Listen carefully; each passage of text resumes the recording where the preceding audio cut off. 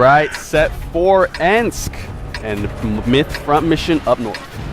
Yeah, up north and an extremely heavy setup. Pair of 50-100s, a pair of I3s and a KV5.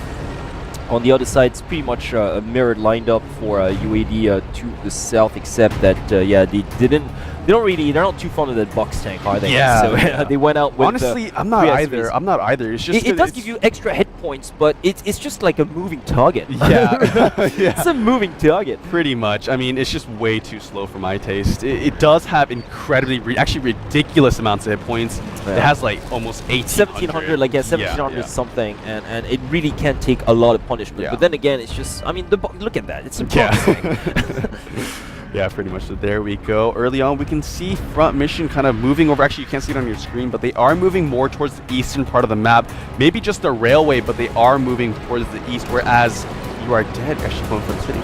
Yeah, once again, Front Mission, yeah, that's on the observer, but they have deserted the city. They only left like not tanks. completely. Well, yeah, they left some cover towards the railroad, but a lot of, like, more than half their forces have actually gone to the eastern forest, which is kind of very surprising, because at the same time, UAD is definitely having a much stronger presence towards the inner city, and well, I'm sure Front Mission's got to have an idea, and we have seen teams actually pulling this off, but it's much more difficult to kind of come back towards the city, like when you're out there in the open.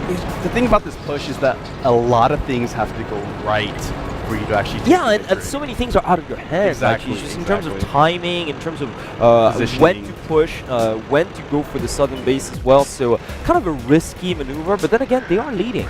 That is true, and I think that's why they're actually going for something like this right now. They realize Trying that to they be funky. I mean, even though they would prefer not to lose this set, but they can at least afford to lose it without getting knocked out here. So they are going to go for this push. Look at this. All of their, actually only 3 of their tanks for now are moving down this railway. The other 2 AMX-50s are actually kind of posted back, and they're going to just stay there, and then if they continue to push down, then those AMX-50s are going to follow and fight that back up. Yeah, indeed, you've got Calliope here leading the troops with his box tank. I mean, he has to be the one. I mean, exactly. Like you said, he's just a moving target, so well, you might as well kind of send him out there. You know what, first. like, when he's in between like those wagons, basically you can't shoot anything else but him. Like, it's just like he's a train by himself. You can try and miss him and you still hit him. Exactly. Yeah. He's like a train by himself pretty much. It's just like, yeah, missing an elephant in an alleyway. So, but once again, here, when it comes to UAD now on screen for us, you can see that they've realized, they have realized because of their T1 way up to the northwest, they have realized that the Front Mission have completely deserted the city. So they're like, okay, you know what? Well, let's just leave like 1 or 2 tanks for our base and try to progress further towards the north and put some pressure. And on that's the actually the right move. It's just very smart. They have to be careful not to push up too far. Exactly. They can't be cut in half as well, but I think they're really maintaining the pressure on the Front Mission tanks, who are now forced to retreat. They realize the threat. Yeah, they actually were pulling back before they realized You Are Dead were up there, but now that they have actually now spotted You Are Dead in the city, actually closer to their base, they're actually coming back here, and Blackhawk and Panda Eye both taking a little bit of damage. But see, I still have to give the advantage to UAD because they're under cover. I have to agree with you there. I mean, they have to charge in blindly. Look at that. There's so many flanking opportunities. Oh, look at that Legacy Gen hopping out here. Yeah, exactly. And Panda Eye's on fire. Panda Eye is just like... he's taking so much damage. Oh, Blackhawk as well taking a lot of damage. If Panda Eye goes down here, they absolutely have to trade it for Blackhawk. Yeah, indeed. And Blackhawk's probably going to go down. Or if Blackhawk goes down, then they have to trade for Panda Eye. They're walking into a trap right now. They're actually walking into a trap. MiTH is probably going to take out Blackhawk, but actually, no. He's going to suffer so much damage. I think that Front Mission actually are going to come out ahead of this because they have so many more angles.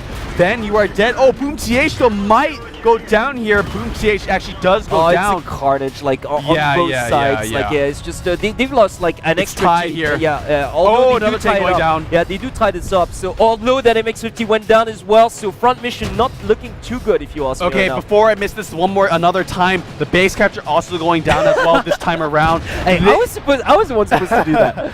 But the thing is, already You Are Dead realized this, and they are sending one of their tanks Yeah, exactly. back. And this time they're not going to be tricked a second time around. And honestly, Ripper's almost dead meat here as well. So this is going to be a UAD. And honestly, victory. I don't know why they sent Calliope down there, because he's in the heaviest tank. Yeah. He's not the fastest one either.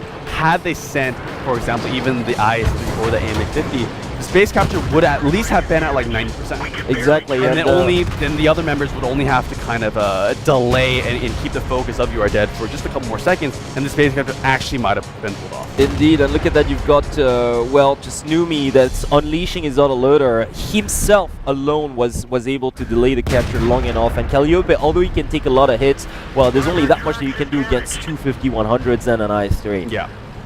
So initially we did think that Front Mission had the advantage, but I think it's only because of Calliope. Because Calliope was down here. But they had to as well. They had to. They had no choice. Like, okay, because both UAD and Front Mission had to cut their